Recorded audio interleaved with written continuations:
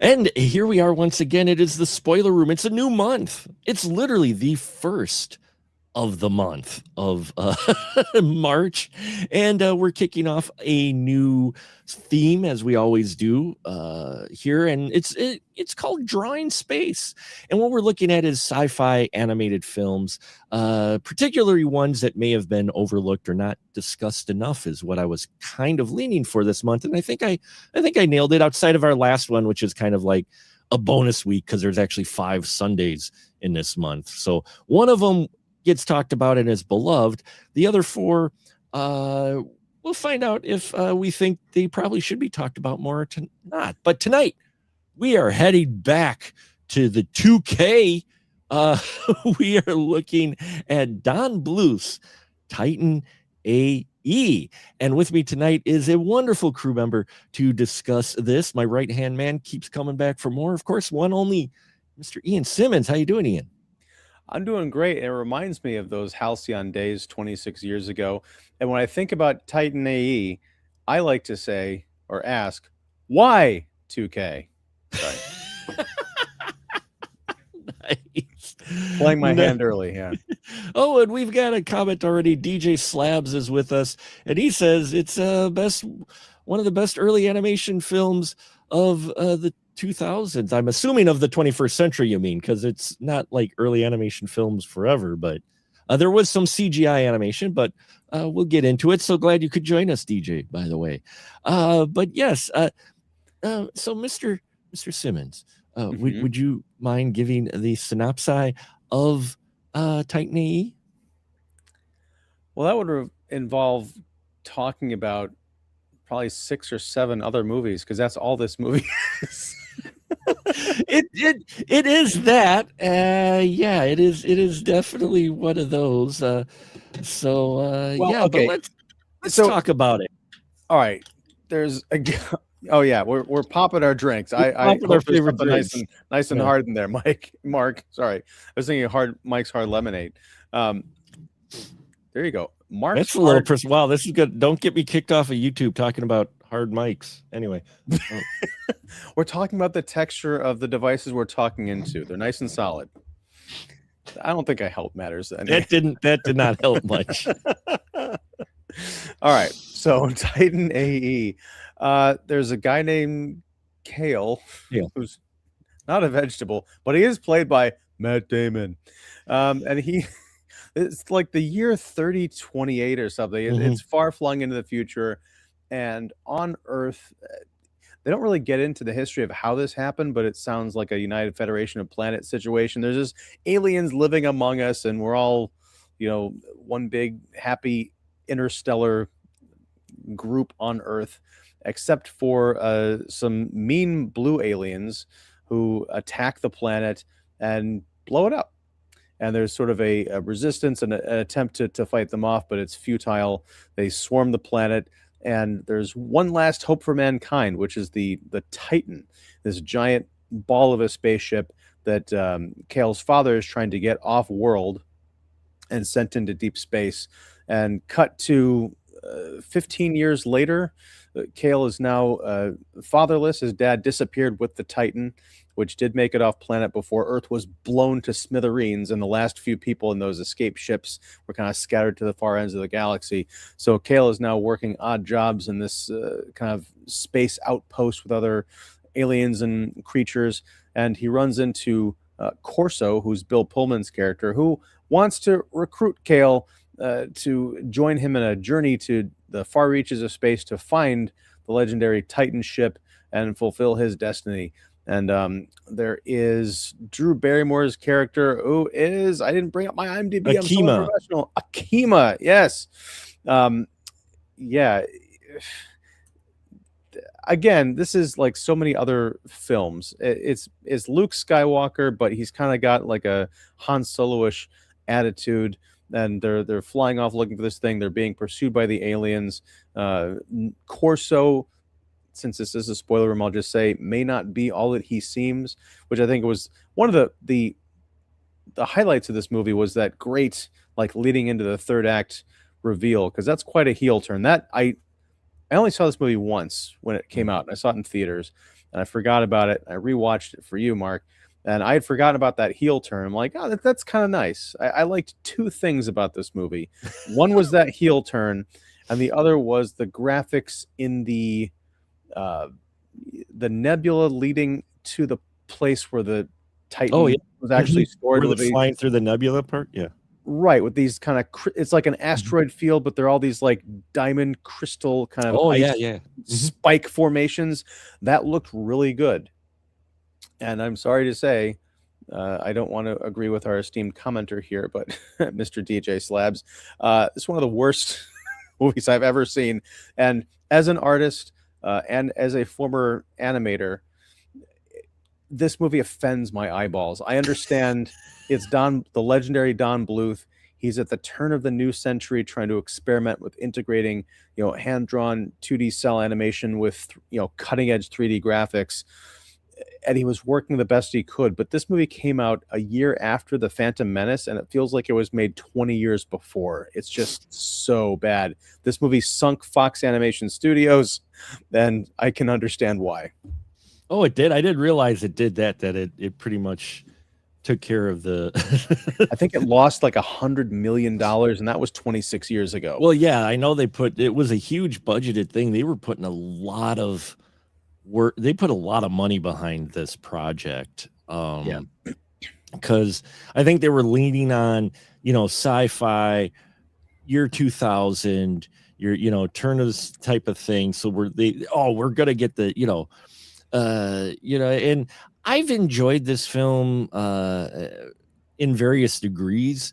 I've never always thought it was like really like wow, but of Don Bluth films, if you put up Don Bluth's library and said, hey, you've got to watch one of these, which one of these Don Bluth films are you going to watch here? It would probably be Titan AE out of those, because I'm not a huge Bluth fan. Okay. So and nothing against him. It's not anything in particular. It's not like I don't like it. It's just, for me, his style in that and the way the stories are written in that, a lot of times are either too saccharine, except in this case, which is we'll get into in this case. I forgot about some of the violence that is put in here, or some of the other things. Just his approach to material, for me, with Don Bluth, not all. There's some of his stuff, like I said, on various degrees, but a lot of his stuff I just don't watch a lot of. I didn't really enjoy a lot of. I thought it was, oh, okay, that's kind of cute. This one I think appeals to the sci-fi guy in me, but it's also, watching it this time for the podcast, I totally agree. I'm like, wow, did the writers of Star Trek 2 give you a call and say, hey, about that, fight in the ships doing the submarine hiding back and forth in the Crystal Nebula, and oh yeah, you're creating a planet, and oh yeah. It is unbelievable. I mean, they spent a lot of time developing this, and there's a whole lot of behind the scenes controversy and difficulty, which inflated the budget over time. Sure. But again, we have the same problem with blockbusters today. You need to invest just as much money in the script so that all the work you're putting in technically is worth a damn. And this just isn't. Which is sad, because I like the characters he comes up with in Titan AE, because you've got a nice actual sci-fi feel. Like, this feels like a sci-fi world. You don't just have, as like Star Trek would say, prosthetic noses are different, or they just change the ears. He's interacting with actual aliens throughout this. So I like that angle versus it just being, humanoids and all. And I like our cast of characters. I Kale, not so much Kale, but I do like Akima. I do like, I really like Janine Garofalo's character, Stith, the engineer who kind of looks like a mutant kangaroo. I do like her character. and her design. And then there's Goon, played by John Leguizamo. I like his character. I like some of the side characters more than our main characters. Yeah, I mean, Stith. My problem with Stith is that I think they should have just made her a full-on humanoid, because she looks like someone took the top and bottom of two different action figures and mashed the pegs together to create one body. I again, I will give them props for trying to do something different, but different does not always equal good. And as far as Goon goes, this is not fair to Don Bluth, but I couldn't stop thinking of Maz Kanata from the Star Wars sequels. Yeah. Like, Yeah, that's true. big eyes and all that. Yeah. You could see Maz Kanata. I mean, you see definitely some Star Wars influence in your your main characters in here, especially in Corso is like your Han Solo. And wait till we get to next week's movie. If you think, I'm gonna be interested to see what your opinion of that one is, because that one everybody goes, wow, an animated Star Wars. So it'll be interesting to see your opinion on Star Chaser, but that's kind of why I wanted to do them back to back, do these two films back to back on that. But as far as this goes, yeah, Bluth borrows a lot, which is kind of surprising, because the first few times that I watched this, I just took it. I'm like, okay, this is fun. I like my sci-fi. This is another animated sci-fi film. Watching it now, 25 years later since it came out, 26, looking at it, I saw a lot more movies that he borrowed from in here, and it's surprising, because Bluth usually writes more, more original feeling, or I should say directs more original feeling stuff. He didn't really write this one. This was written by 3 people, which it's a problem when you have that many writers. No offense to anyone, but when you get more than maybe 2 writers on a movie, it starts to get a little rough. So Bluth didn't actually, write this, though his signature is on this all over the place. Well, what's weird is, because I'm looking at IMDb, and they left. I don't know if you watched the end credits for this thing, but oh yeah, okay. It's further down here, but the uncredited person on the main writer's credit is Joss Whedon. Oh yeah, yep. Yeah. No, this is one of those where I think he was called in later. I think he was one of those where either he was on the beginning, or I think he was on the end of this, because it surprised me too when I had heard Joss Whedon's name was attached to this. And that's the thing. This is before. Well, no, this is right around like this kind of the sweet spot of Buffy, and Ben Edlund was a producer on Angel, so he's kind of one of Whedon's guys, and went on to work on Supernatural. So it's weird, because you're right, with the multiple writers, it is kind of hard to figure out a distinct vision. But when I saw Whedon's name at the end credits, I'm like, this is making a lot more sense. Well, I mean, the one writer was the writer of The Tick, and also a producer of a number of genre shows, including executive producer of Gotham, Supernatural, Angel, Firefly, and a writer of Tick before they did Titan AE. The other, that was Ben Edlund, and then you had Randall McCormick also taking a stab. He wrote Speed 2 before this. Don't go knocking Cruise Control, buddy. That Jason Patrick, the best Keanu Reeves replacement ever. My God. Don't start with me on that. Oh, that movie. And then the other writer, before he wrote, helped write the story for Titan AE, did Anaconda. So those are the 3 main writers that you had on this sci-fi film.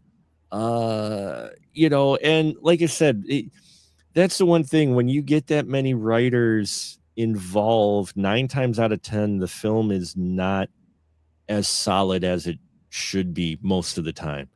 I'm surprised Bluth's name's not in there for the screenwriting as well.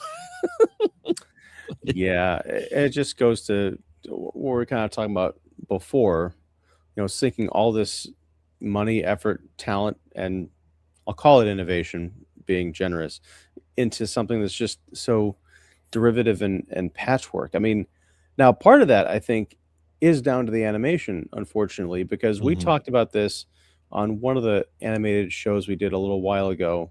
I can't remember which one it was. Maybe it was Alice in Wonderland, but it's the problem of the animation in terms of the characters being very realistic, but way too slow. It's Mhm. fluid, but almost like you're watching it on point 0.5 speed. So if I'm picking up my coffee, I just go, but if you're watching a Don Bluth character pick up their coffee, it's Well, and not only that, they were trying, I think he was trying a new technique with this, trying to do a 180 turnaround with the 2D animation.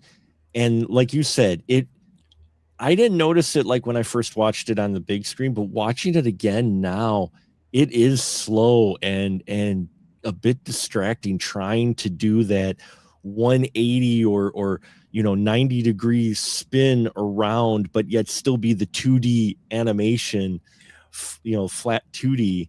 It well, was other weird. other films had done that before. Like you think Prince of Egypt, which came out 2 years before that, and Oh, had some. I think that had some computer animation mhm. in it, but it was much more subtle and kind of integrated. Here, the issue is you've got 2D character. It's like watching a sci-fi channel movie in terms of live action. You've got clearly live action characters interacting with terrible, rendered 3D Yeah. models. It's just so weird.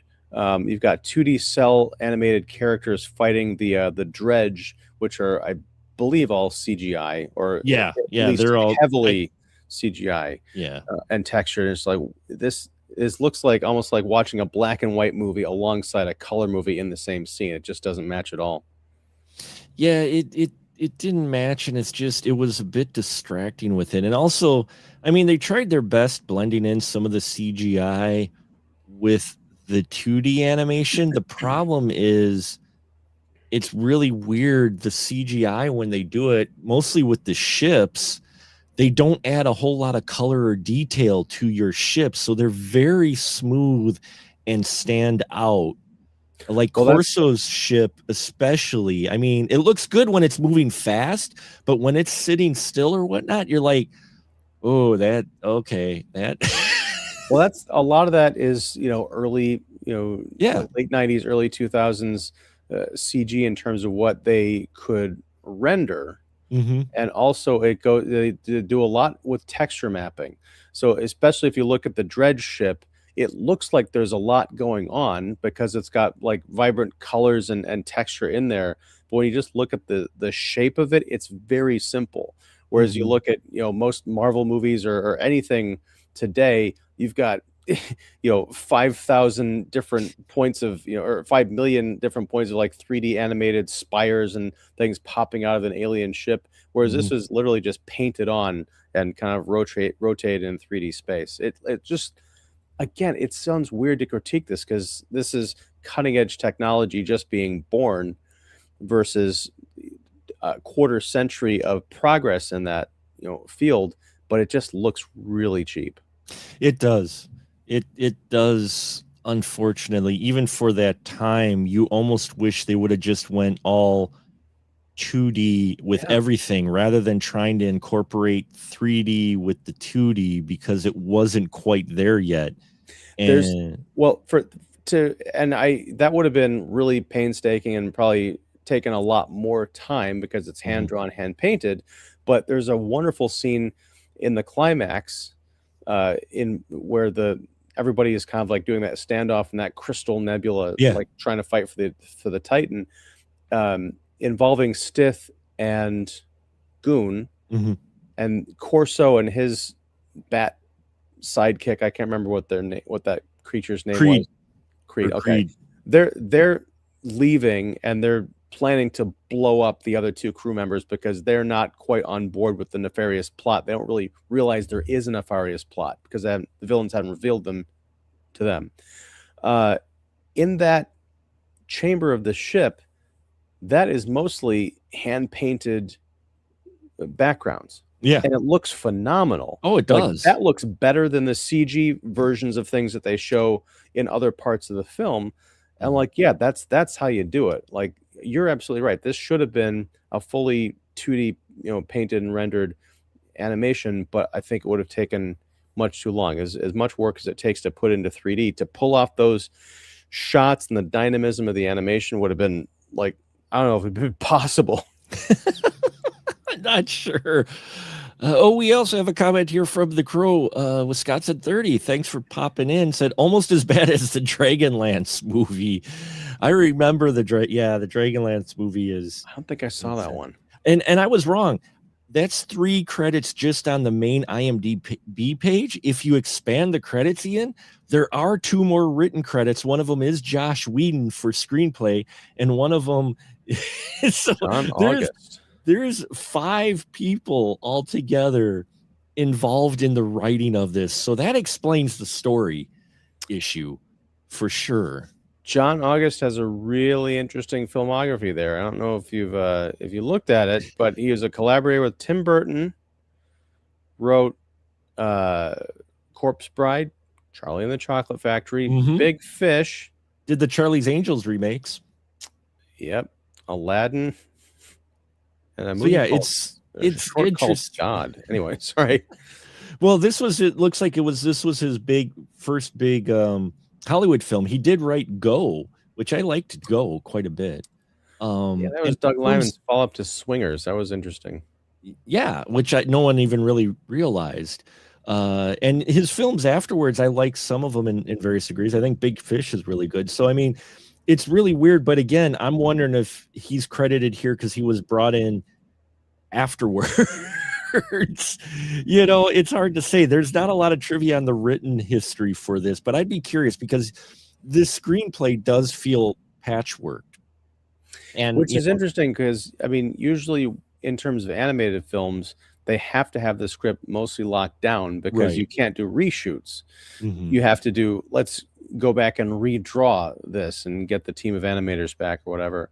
So it's interesting because now I kind of want to go back and watch this movie again to see how much of the dialogue is like voiceover or, something that's easier to apply to an animated movie than doing a reshoot. Yeah, well, I mean, it doesn't help that the original director they had in here with Gary Johnson, they fired after pumping 30 million already into this, and then they got Don Bluth to do it. So, I mean, it's already, on rocky road when you do that and you're that much into the film. And I've got the collector's edition DVD right here. And I checked that out from the library today. Is this what you checked out from the library? Yeah. This is the one. What I love is, pardon my physical media geekdom showing, but what I love about these older discs is what they list for the special features. Now, there's a director's commentary on here, which I didn't get a chance to watch, but then there's a Quest for Titan featurette, deleted scenes, lit music video for the song Over My Head, exclusive DVD-ROM game link, which I'm sure is dead by now, still gallery, trailers and TV spots. I always love when they put this, interactive menu and scene selection. I love when those were the features on a DVD. Well, and if you, I assume you saw this because that was one of the nice surprises when I popped this in, was they had a whole like 3 or 4 minute promo for DVD. Yeah. Like, hey, it's this new technology. You can have commentaries and extras. And the animated menus, it's corny now, but it really is a lost art. And I think that's part of the problem with this movie, watching it now, is a lot of the animation, the 3D animation in Titan AE, looks like those DVD animated menus, which were always a step or 2 or 4 down from like movie quality, but they were still cool. But you don't want to see that on a big screen. No, you don't necessarily want to see it on a big screen. And, we mentioned dialogue. They even rip off a couple lines of dialogue. I think they rip off a Princess Leia dialogue because... Would it help if I got out and pushed? Spoken by the Princess Leia archetype in this movie. You can't do that. It's like, wow. It's like, really? Really? That feels like Joss Whedon was in the writer's room talking to an intern and said, okay, in this moment, we need something like when Princess Leia said, would it help if I got out and pushed? The intern wrote it down and they never got back to putting in an removing it at all. Yeah. I wouldn't doubt it. Yeah, it's just, this is it's a movie that could have had so much more potential, but it never quite gets there. It takes some, like, there's an odd sequence in here, which our two heroes, Akima and Kale, they get kidnapped by the Dredge at one point, and the Dredge, instead of killing Akima, they stick her in a crystal coffin and they jettison her. I'm like, why don't they just de-res her? But anyway, that's Tron. So they jettison her, and Kale manages to escape by finding a unique weakness in the force field by pressing against it. I'm like, what kind of force field did these Dredge make up? But in any case, well, so especially because they're pure energy, so shouldn't they have been electrocuted or something? I don't know. But then they escape. They get back to Corso. They find out he, blackmails them. Then they escape from him, and they're trapped on a colony, or a scavenger colony. And they're like, well, how are we going to get to Titan before he does? Because he's going to get to Titan and lead the Dredge there, and they're going to blow up the Titan so Earth, humans can die. They won't have a planet anymore, any type of hope. Anyway, they come across this derelict spaceship that they could fix. And now I know they have a whole colony of engineers and stuff that could come together and fix this ship. But if you think about time frame wise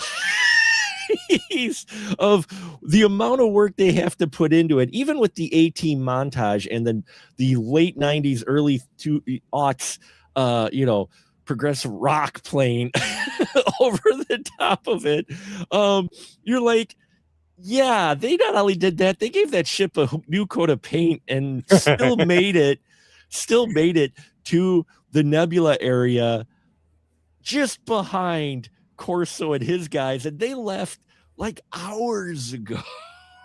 Well, Corso and his crew, they were feeling so confident, they stopped at a space diner to get some lunch and hung out for a bit, I hadn't even thought about that time dilation thing with them repairing that ship. All I kept thinking of is they land on this kind of outpost planety type thing that's full of junk, and they use it to create the people there help them to make a spaceship to go and defeat the bad guy. I was just waiting for them to like dance around in a circle singing Dare to Be Stupid. I was like, you're digging back to Transformers the movie, guys. Come on. It did have a Junkticon type feel to it. That is true, it did. But I could never figure. I'm like, wow, that was, I'm all for, I know they had the whole colony working on it, but it's a big ship. And I'm like, if you go by the montage of the problems they had, I'm like, that's still working awfully damn quick to get, okay, some time maybe have passed, but they don't establish that in the writing. And that's the problem, is they don't make it sound like Corso and his team had been out in the Crystal Nebula area for a couple days searching for the Titan, which would make more sense. Just drop a line in there. We've been out here for, a couple days now, and we still haven't. No, they've been out there maybe a few hours, and our hero Kale and Akima got the band together and they assembled this ship with the Junkticon helping. Well, the other thing, I was half paying attention at this point, but when they get to that junk colony or whatever, they've got the wreckage of this ship. Maybe they didn't have any other engineers or whatever living there, but why didn't they do something with that ship? Well, they didn't have anywhere really to go. I mean, they try to do that little family touching scene, which is actually a character moment. You do get might want to rephrase that, Mark. Yeah, I'm sorry. Michael doesn't come out for another couple of months. Oh, wow. Shots fired. Any case, there's a character moment in here where Kale and Akeem, Kale's waiting for Akima to wake up. She gets knocked out by a blast from Corso, and he's talking to some humans, some of the last remnants, and it's some kids talking about their dad who was a soccer star, and that they had an old ship that they were waiting, it was sitting there waiting for a reason to leave, because they were hoping for a planet, the Titan, but they didn't. And so that's why they didn't put the ship together yet, because they didn't have any really place to go. So that's kind of what they were leaning towards. It's not written well, but that's what I think they're trying to lean and tell.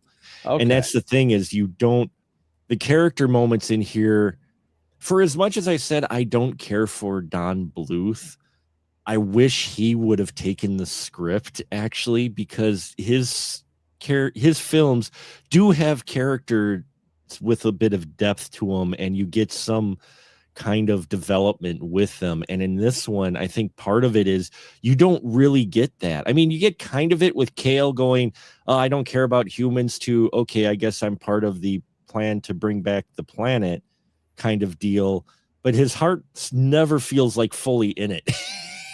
Yeah. He feels like he's rolling with this, but at the same time, you're like, if he had a choice, he could just, no, screw Titan. That's fine. In that final scene where him and Akima are standing up on that mountain, looking over the planet, which they lovingly call Bob. Yeah. Yes. I can't. I don't like Planet Bob idea though. I like that name. I'd go with Planet Bob. I just kept thinking of the end of Jason X and wishing that they had like the shooting star falling in the background. They're like, hey, what's that? Let's go check it out. The piece of mask falling into the pond. Yeah. Now we've done our Jason X Titan AE crossover. There we go. Jason AEX. Jason AEX. There we go. AX. Well, speaking of AX, there are a couple. There's a risky scene in here. That's the shower. Is that what you mean? Yeah, the shower scene. I'm like sitting there going, "Whoa, okay." Because Kale accidentally walks into Akima, who's coming out of the shower, and you get a brief flash of something you don't quite expect to see in a film, animated film, especially from Don Bluth, kind of leaning towards kids. But that's not it. There's a couple on-screen kills on here, and I forgot about them because you're like, oh, animated film, Titan AE, Don Bluth. Oh yeah, the only death is going to be apparent naturally, so they sit there and cry. But no, we have some other deaths in here. We have one bartender bug who just gets splat. But voiced by Jim Brewer, and they tweak his voice so it's unrecognizable. Like that could have literally been anybody. I felt kind of bad for him. Yeah, I don't know why, maybe just so they would have the name in there that they did that, but there's the other one where you could see where this is going. Corso, he turns on Kale. He's got his right-hand man who helps out, I think that's Poe, is that? Was the bad guy. Yeah. The bad guy, the actual the bat guy, the one who's got like the little webbing under the arms, right? Yeah, he's Preed. No, that's who it is. Nathan Lane voiced him. Right. It's Preed. Yeah. So Corso has a deal with the Dredge to find Titan and blow it up, and they're going to give him lots of money because he says, screw humanity, we're all extinct anyway. So when he turns on Kale, once they find Titan, then you have Preed turning on Corso. So you've got the double cross going on, which I'm like, okay, that's all right. And then Corso, he suddenly, now he's caught in the middle, and you have Kale going, okay, well, Corso, you were going to turn us in, but now you're fighting, Preed seems to be the more bad guy. But where I'm going with this is Corso fights Preed. Now, mind you, Titan AE, animated film, PG, for kids. He literally, on screen, dead center, breaks Preed's neck. And I don't mean just like a little click. He does a 180 with his head on screen. And I'm just like, whoa. It's a full-on Man of Steel Zod move, man. It's right. It's right. In fact, I bet Zack Snyder's probably a really big fan of Titan AE. It was brutal. And don't get me wrong, I don't mind that, but I'm just sitting here going, I'm thinking of parents who've brought, kids to Don Bluth movie for 2000. They're bringing their young kids. They grew up with Don Bluth films and they're watching this. And if the bug dying, it's a bug alien. So I think you can get away with it. He gets shot and his little jaw still hangs there kind of for a comedic thing. So you kind of played off his comedy, but this wasn't comedy. This is a dark, like legit kill moment of this bad guy by a main character. The only thing I can think of is this happens pretty much towards the end of the movie. Like it's in the climactic battle. So the Bluth and company probably felt the kids are going to be asleep anyway, and probably half the parents too. The ushers are going to have to wake them up whenever the lit song comes on at the end or whenever it is. So we're not going to, they could have had like Akima come out of the shower with no like screen blurring and break that guy's neck and stab him in the throat.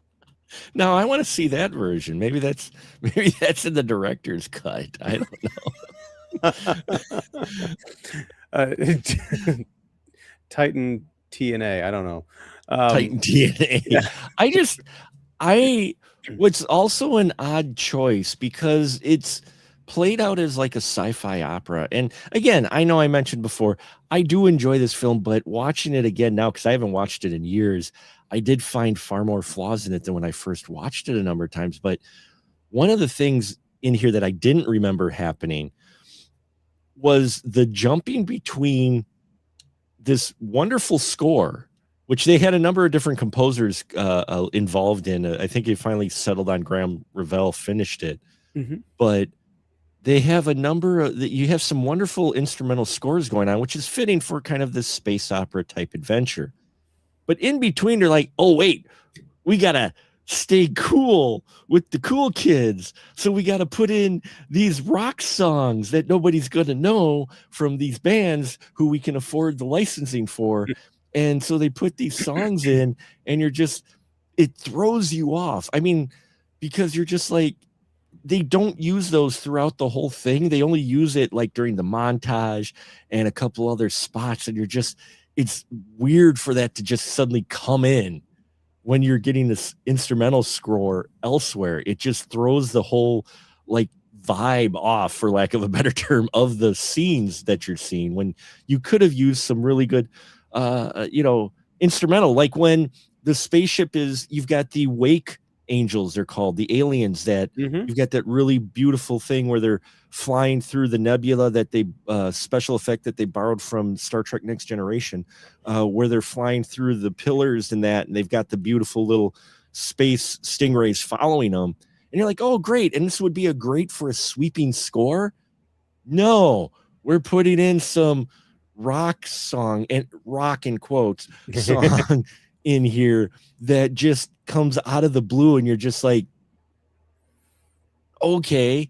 It's like when they came out with Enterprise and the theme song for Enterprise, the TV show, instead of using, instrumental opening like every other Star Trek TV show, they hit it with that pop rock music opening, which everybody was like, what? It was like the 23rd century equivalent of Proud to Be an American. I don't know what the hell was going on at that Enterprise opening. But yeah, I didn't know any of those songs.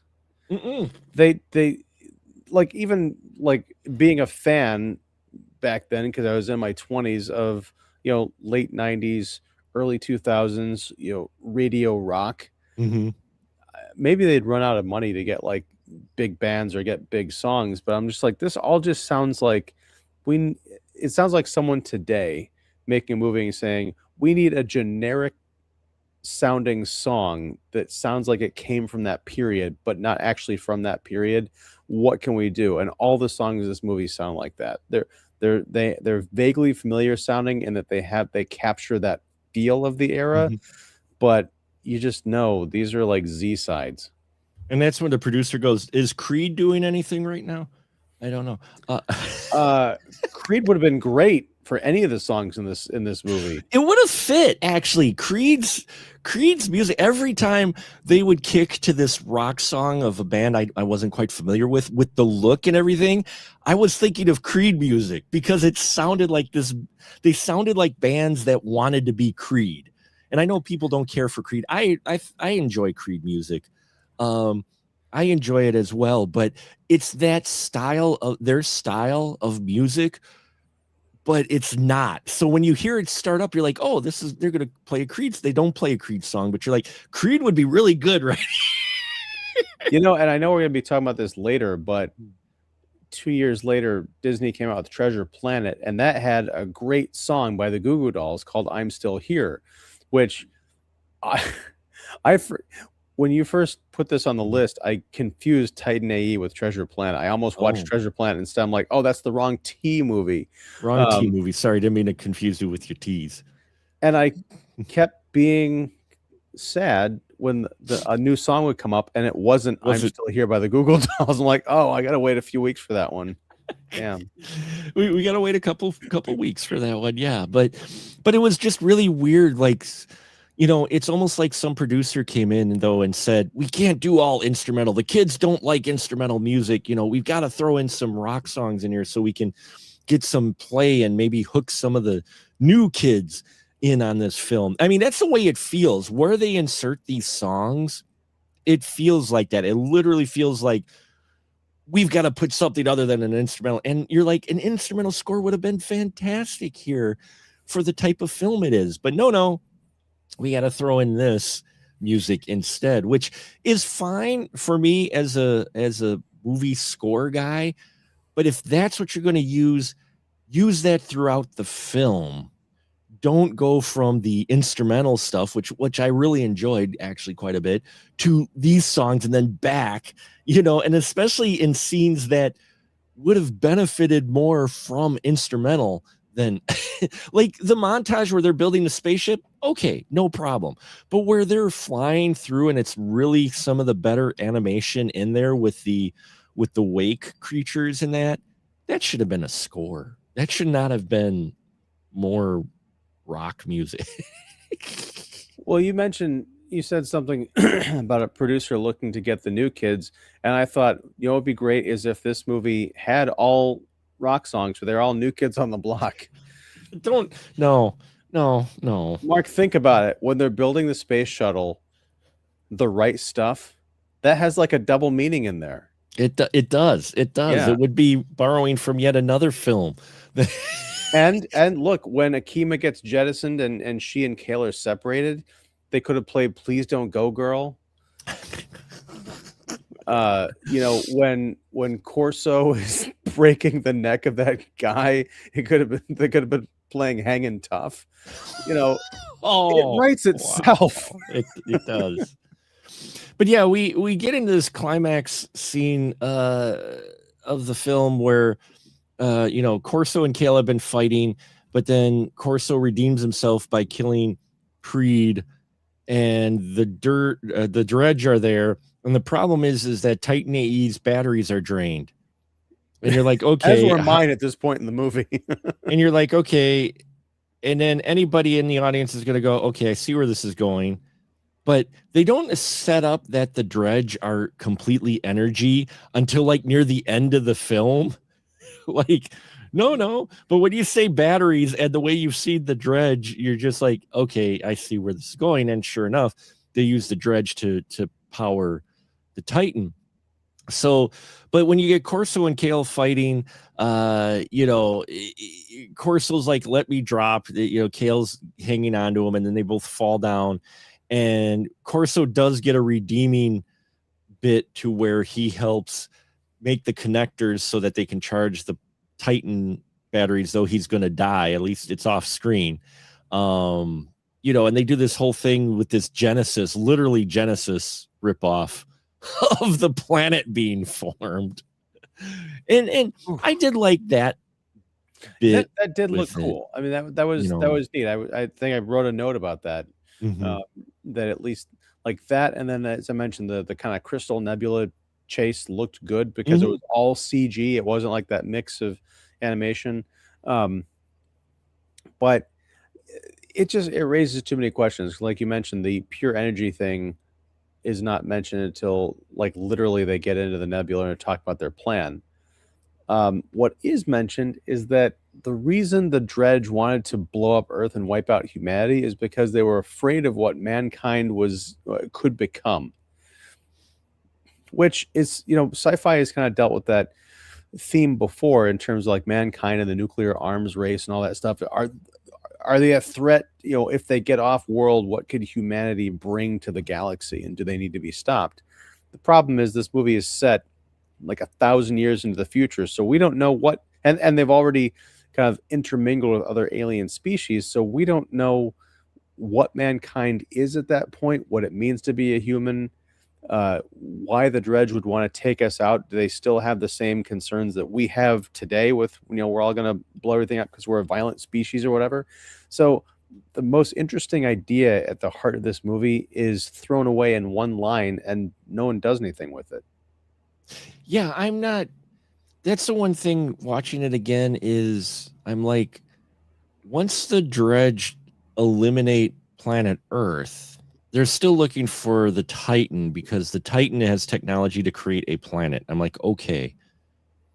But once the Titan goes lost, the Dredge just go out and hunt humans, but you're like, Earth is gone. Like the humans, they've already established like humans are so low on the pecking order in alien worlds that how are they even a threat, and why would the Dredge still bother to look for it? Now, granted, it's only a 15-year time span, which is always I found interesting, is that it's not like Earth blows up and you're like 50 years in the future and Right. they discover the legend of Titan. It's only like it's like 15 years. I was like, that's a weird time jump, but they do that so you can keep the Kale character as the older kid, But I'm like, the Dredge going after them, their motivation, paying attention more this week, this time, is weak, really, I on can the under long run. I can understand it in that they realize that Kale, I think, has the map in Right. his Yeah. hand.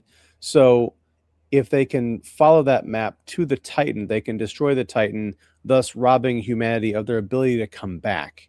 Because if they're so concerned about mankind being able to reconstitute itself on a planet that's hospitable to them, then at some point, because we don't even know what time means to the Dredge, they Mhm. could live for like millions of years. They could That's be like, true. okay, a million years from now, mankind could become a big threat again. We got to stomp that out. So, but even then, that's an idea to explore deeper in a movie. My big question is, at the end of this thing, the Dredge are drawn to the Titan. They swarm the place, and they all get blown up, and that energy is transferred into the Titan to restart the engines and then build the planet. Right? Yeah. Are we meant to believe that that's the entirety of the Dredge species? That's what I was wondering too, is all the Dredge just on the one ship? I mean, it's, there's a queen on the ship they talk about, but you're like, this is a powerful energy alien race, and this is the only group that are on this ship, because they don't go much into the Dredge, which I think is another missed opportunity. I would have loved to, even if it was exposition, while Kale and Akima are actually trapped in a prison cell with the Dredge, Akima educates Kale a bit on who the Dredge actually are. Maybe drop a few lines of, this is their rate, whatever. Give us some more background on the Dredge a little bit, because their motivation of let's go after humans and destroy Titan. It's like, okay, so once they destroyed the Titan ship, would they have left the humans alone then to just die out? Is that one ship also all the Dredge in the universe? And so they're not going to come after the new planet and just blow that up with another mega ship? Right. I mean, that's let alone the fact that this movie came out 4 years after Independence Day and Mm-hmm. has, another kind of blue-coated alien species that they have some of the same shots at the end where the alien's like, oh no, I'm about to get blown up, and then they get blown up, and Bill Pullman is in both movies. I was very confused by the fact that Corso and also Kale could understand and communicate with these aliens. Yeah. That's something that also need to be explained, because the Dredge speak not only in an alien language, but they have different like layers to their voice. It's like different, you can tell it was created in a audio studio, because it's not just me and you speaking English to each other. There's like different frequencies and stuff going on with that. So it sounds like something that would not be replicatable by the human voice. So the first time they introduced this was when Kale and Akima get captured by the Dredge, and the queen or whoever, the guard or whoever, says, send her out of the airlock or whatever. And then Kale says, no. I'm like, how did you understand? There were subtitles on the screen. That was for me. The you audience read the subtitles. He had That's subtitles. right. So I'm like, but how do you know what they're talking about? Yeah, well, it's a 2nd century, so maybe they have the universal translators in there. But that's something you need to establish. And right. How does that work? Because usually it's like, oh, I've got this thing on my neck that allows me to hear, whatever, but they don't go into any of that. No, and that's the thing is with sci-fi, you got to do a little world building. And while I like the world that this takes place in, they don't do a lot of building with it. So if you take even a short beat, and you're like asking these exact questions, and some people say, well, it's an animated film, it's for kids. I'm like, look at the tone of this film and the story and some of the subjects in here. Yeah, it's for kids, but that doesn't mean you shouldn't establish some parameters or some things or how things work in here. And with sci-fi and it being a visual medium, all you need to do is have something malfunction and suddenly they don't understand the aliens, and then you go, oh, they have translators that are implants somewhere. 1 minute scene is all that usually takes. You can do a lot in a 1 minute.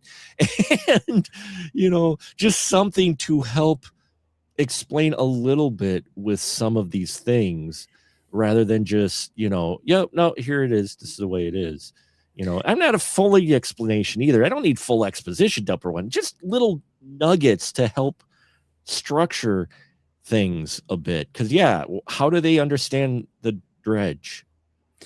And that's, you touched on something there. Like, it is a movie ostensibly made for kids. I mean, it's got some heavier themes and everything in it, but it is also in the science fiction genre, or even space opera, but we'll just kind of use sci-fi as a shorthand.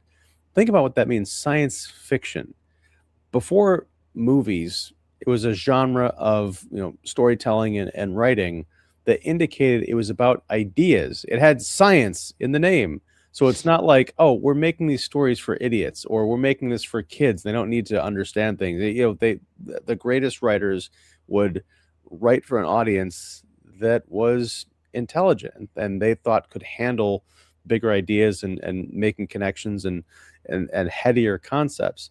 So to say, oh, don't worry, it's a movie for kids, I find that insulting, because it downplays the audience. It also downplays the responsibility of the filmmakers to say, yeah, you're making for something for kids. What kind of kids do you want running the show someday? Kids who are raised on junk food, or those who had a balanced intellectual diet?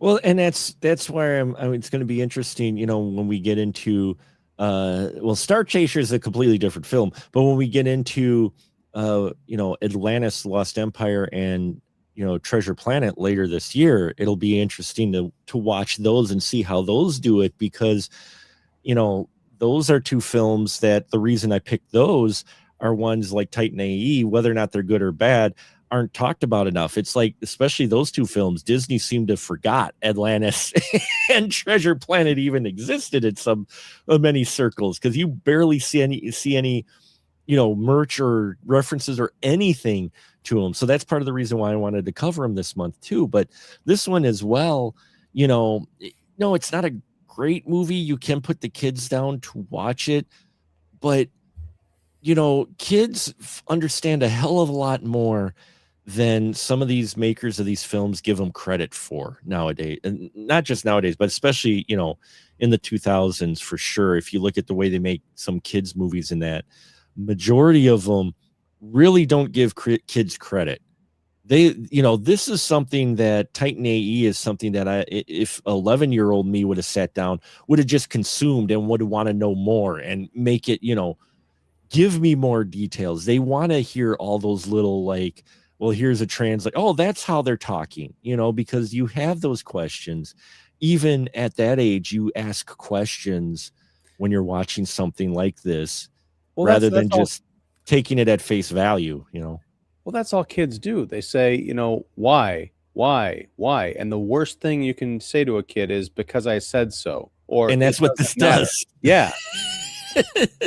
well, why do they understand the dredge? Because I said so. They understand the dredge. That's all you need to know. Why is this? Well, that's all you need to know. Yeah. Because we gave it to you. This is what we give it to you. You don't need any real reason behind it. And yeah. Well, that's stupid. Go to your room. Yeah. No, that's not really. That wasn't a punishment for me because I had a TV and VCR in my room. So, go to your room. Okay. And so I go to my room and watch movies. It was more punishment of go do the dishes. Oh, man. And see, now that is both productive and learning. See, I love doing dishes, Mark.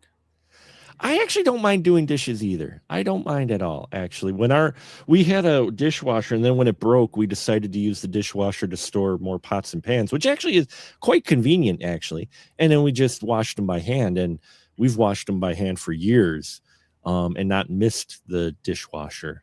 And in fact, I think we do it quicker sometimes than the dishwasher did it. Definitely less water used. So forgive me if I've told you this before, but growing up, we had a dishwasher in our house, and I never knew that it was for anything except a convenient slide out tray for takeout menus. I didn't learn how to use a dishwasher until I was in my 30s. Nice. I love it. I love it. But yeah, there you have it, folks. Titan AE. I mean, I enjoy the sci-fi aspects of it, but especially watching it now, 26 years later since it came out, you can see how it is problematic. Then if you do just some digging beneath the surface, you find out how problematic and the problems they ran into with the production, and it explains it. It's one of those things where if you watch enough movies, which many of you out there do, if you watch a film that seems to have a lot of issues, like we talked about tonight with Titan AE, a lot of likelihood there were production issues with it. Too many cooks in the kitchen, too many producers. They changed hands a number of times. You get enough of that, it can come across on screen. It's very rarely where you can't tell. You're like, I bet there was some trouble with this production, because it comes across. And that's what you get here with Titan AE. I would say, I would recommend you could still watch it if you want. If you like a Don Bluth film and you haven't sat and watched it, it's okay for a little bit of a sci-fi adventure romp, but it's not nearly what it could be or what it even promises. It's very shallow. I mean, yeah, I think that's a great way to put it. I mean, I recommend this, but only as sort of a time capsule of where things were at in the late 90s and early 2000s in terms of, animation, 2D and 3D. It's fascinating to watch, but it is also kind of a slog. And it's also weird to hear Matt Damon, who at this point was, he was a couple of years out from Good Will Hunting, so he was relatively fresh on the scene. It was probably in his early 20s at that point, probably the same age as Kale was supposed to be. And then you hear like Drew Barrymore and John Leguizamo, like they're like the marquee name. You mentioned this is Charlie's Angels, the same year as the Charlie's Angels remake came out with Drew Barrymore. So how the tables have turned. Matt Damon is now going to be in one of the biggest movies of the year, and Drew Barrymore is hosting a talk show. She seems quite content with that, and that's fine. But hey, but yeah, it's interesting how things have changed over the 20 some years. But That's Titan AE, folks. Yeah, always appreciate folks watching this, leaving your constructive comments, what you think. Thank you, DJ Slabs, for tuning in, Genma as well, and the Crow, Wisconsin 30. Always appreciate comments as well from folks. And the globe in the Universal movie logo predates the moon landing. Okay. And with that, thanks, Clorox Bleach Company. Most movie logos predate the moon landing. Yeah, most movie logos do predate the moon landing. So there you have it. I appreciate every single one of you. And now I appreciate my co-host, and he gets his license to shill. So please, Ian, tell the fine folks where they can find your stuff at. Well, thank you. I'm Ian Simmons. I run Kicking the Seat, which you can find at kickseat.com, and also right here on YouTube.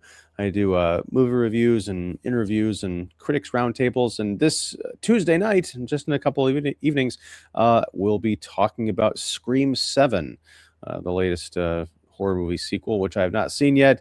I hear amazing things. I can't even keep that up. But yeah, it'll be 8 o'clock Central on Tuesday.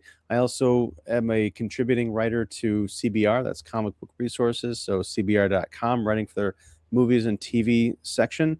So yeah, check it out. Thank you. I'm also here on Sundays and sometimes Mondays talking movies with Mark. And actually glad you mentioned Mondays, because next week we will be on Monday. We will be on Monday, March 9th. Same time, 8:30 p.m. Central Time live. We will be talking about our Animation Nation film for this month, which is Star Chaser, The Legend of Orin, which I can't wait to talk about, because if you're a Star Wars fan, you're going to want to tune in. Because, yeah, trust me, it's an interesting film. I'm dedicating it to my brother from another mother, the guy who I've known since 7th grade. Because he used to watch it a lot. So he may even join us. Oh, we may get a surprise guest. If he's up to it, he may actually join us to talk about Star Chaser, Legend of Orin. So you'll want to tune into that Monday, March 9th. 8:30 p.m. Central Time. I'm going to be covering a film festival this coming weekend, so look for a lot of coverage coming up in the next 2 weeks after that, with reviews and interviews and whatever I can do as I run around for 3 days doing coverage for the Midwest Weird Fest and a Night of Horror International Film Festival, which you can check out those web pages and see their program and maybe even show up. You'll definitely see me there. So thank you, one and all. I appreciate every single one of you. And until next time, we'll just say, good night, everyone.